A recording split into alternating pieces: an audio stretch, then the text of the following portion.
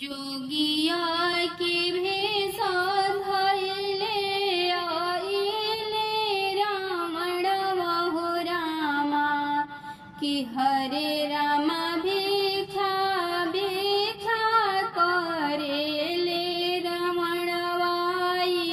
हरे कि हरे रामा भिक्षा भिक्षा करेले रावणवा हरे कुटिया से निकलेली सीता हो सुंदरिया हो रामा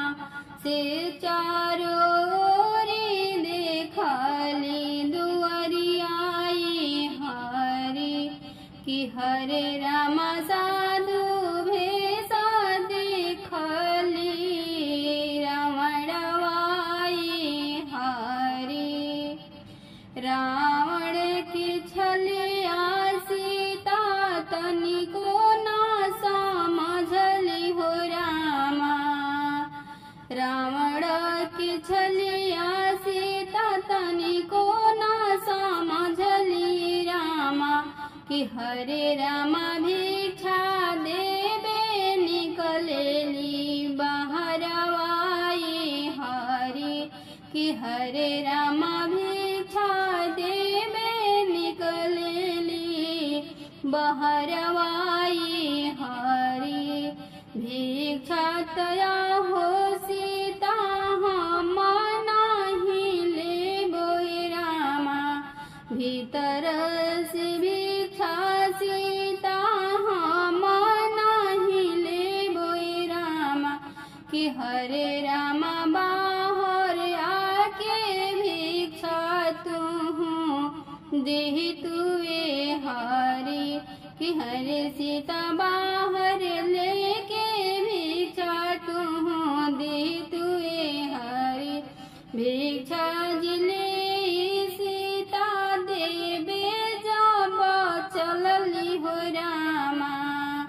कि हरे रामा लपकी धइले दहिन बहियाई हरे कि हरे रामा सीता के हरले जल रावणवा हरे मारीच बाध भइले बुझले लखन भैया हो रामा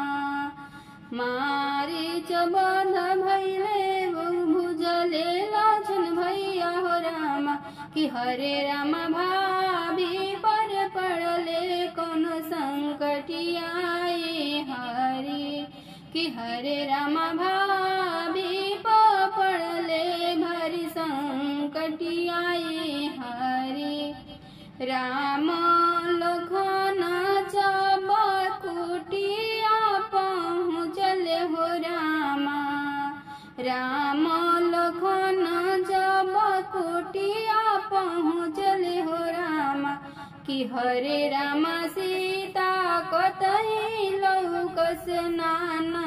जरियाए हरे कि हरे रामा सीता कहीं लौकस ना नजरियाए हरे